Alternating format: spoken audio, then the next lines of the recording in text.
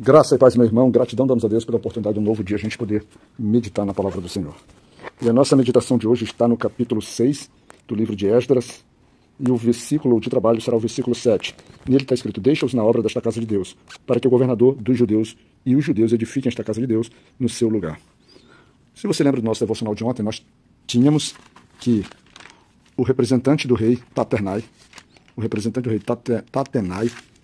de forma muito, vamos dizer assim, muito justa, muito compreensiva, ele fez abordagem sobre o povo judeu, sobre Zorobabel, né? Sobre Zorobabel e ele procurou saber por que eles estavam edificando aquele templo, quem havia dado a ordem, quais as suas permissões, ou seja, qual a sua validade das suas ações perante na região, perante as autoridades. E eles foram, vamos dizer assim, receberam dos judeus toda a informação. E Tatenai, de uma forma justa, de uma forma limpa, de uma forma sincera, repassou todas as informações para o seu rei Dario, para que o seu rei Dario tomasse as medidas e orientasse Tatenai naquilo que deveria ser feito.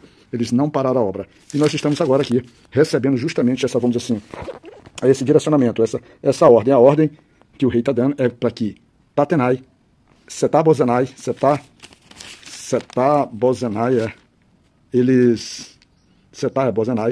e os companheiros que ali se envolviam, eles não tomem qualquer providência, eles simplesmente deixem o povo judeu trabalhar. E a gente já vai vendo aí que a ação do Senhor, ela é muito poderosa, ela é muito eficiente. Ela afasta aquilo que poderia ser opositores, né, da palavra, e coloca agora esses opositores completa inanição, completa ineficiência de ações perante a obra do Senhor. Por quê?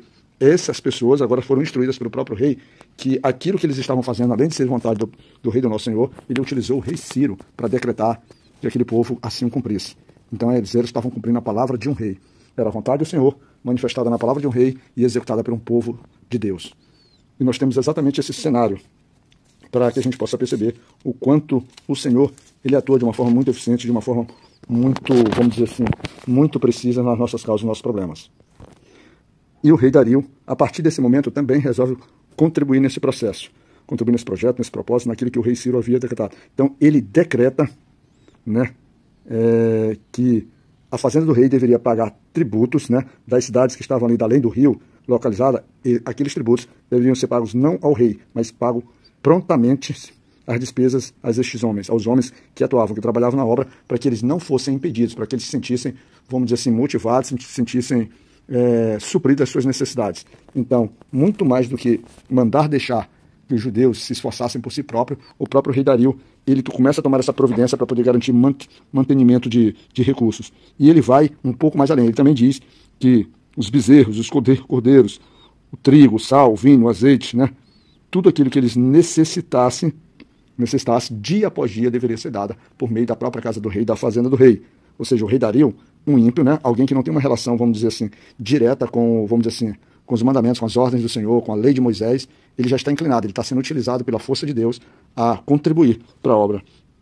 E ele vai para que ele bota tudo isso.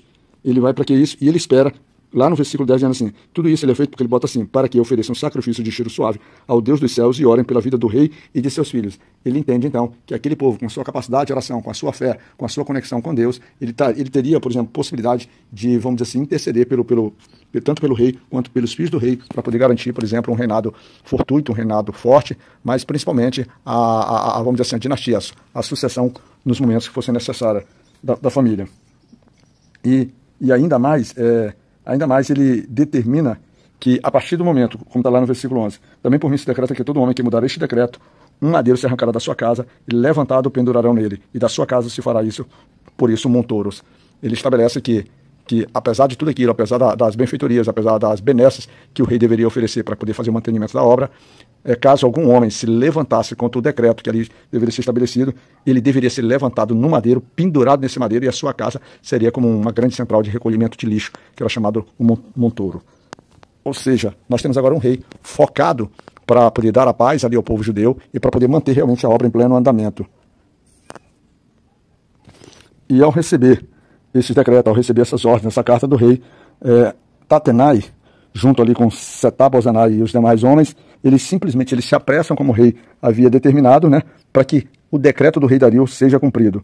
E o interessante é que nesse processo, como resposta a isso, né, como resposta desse agir de Deus, como resposta da bonança, lá no versículo 14 nós temos: e os anciãos dos judeus iam edificando e prosperando pela profecia do profeta Ageu e de Zacarias, filho de Ido, e edificar a casa e aperfeiçoar conforme o mandato de Deus de Israel, e conforme o mandato de Ciro e de Dario e de Artaxerxes, rei da Pérsia. O interessante que a gente vai vendo aqui é que, diante de todas essas ações, o que conduz ao povo, através das ações, é a prosperidade, é o cumprimento das profecias, né, que o profeta Ageu e Zacarias vai trazendo, em termos de, por exemplo, levantamento do templo e do ânimo do povo para a retomada da coisa. E o interessante que a gente vê também é que o Artaxerxes ele é se colocado aqui na lista como um rei ali dentro do processo de construção, sendo que ele já comparece ali depois de uns 50 anos do templo já ter sido formado. Mas ele entra porque ele passa em algum momento na reparação do templo. E o resultado de toda essa ação, né, favorável à construção do templo, o templo ele é construído, ele passa a ser consagrado pelos filhos de Israel, os sacerdotes, os levitas, todos ali oferecem ou fazem a consagração do templo, da casa de Deus, com uma alegria tremenda, né, com uma alegria notória, e eles passam então para as celebrações, para os holocaustos, daquilo que era previsto, né, para fazer ali o momento de expiação que eles bem... E a retomada também da distribuição dos sacerdotes levitas dentro das suas turmas para proceder de acordo com aquilo que foi feito, como por exemplo lá de Davi, que dividiu as turmas dos sacerdotes, dos levitas, cada turma ali para poder seguir ali no oferecimento da cor. E o melhor de tudo isso, e a partir desse momento, eles indo do cativeiro, o que eles fazem? Eles celebram a Páscoa no dia 14 do primeiro mês. A gente vê isso lá no versículo 19, diz assim: os que vieram do cativeiro celebraram a Páscoa no dia 14 do primeiro mês, ou seja, a primeira Páscoa depois que eles vêm do cativeiro. Eles celebram. E o que nós podemos ver claramente é que sacerdotes, levitas, todos eles haviam se purificado, né, como um só homem, ou seja, um só povo, e passaram a celebrar junto com aqueles filhos de cativeiros, né, que tinham vindo do cativeiro, aquele momento. O que a gente pode perceber, e retratado ali no versículo 21, né, é que eles, ao voltarem do cativeiro, eles celebraram esse momento, essa Páscoa, com todos aqueles que se apartavam da imundícia das nações da terra, para buscar o Senhor Deus de Israel. Ou seja, o povo ali estava efetivamente voltado para buscar o Senhor, estava em celebração, estava em alegria.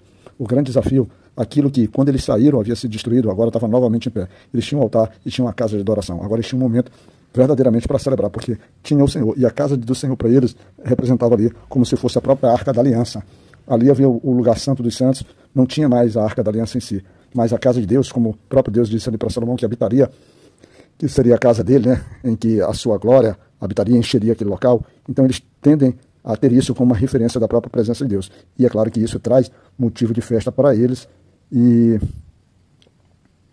fazia com que eles fortalecessem as mãos na obra da casa de Deus, o Deus de Israel. Ou seja, o povo passou a trabalhar, passou a efetivamente fazer os seus, vamos dizer assim, rituais de adoração, as suas celebrações religiosas, agora no lugar que era a própria casa de Deus, tá certo? Graça e paz, que Deus possa te proteger, meu amigo, e que você possa ter momentos abençoadores. Que Deus te cuide.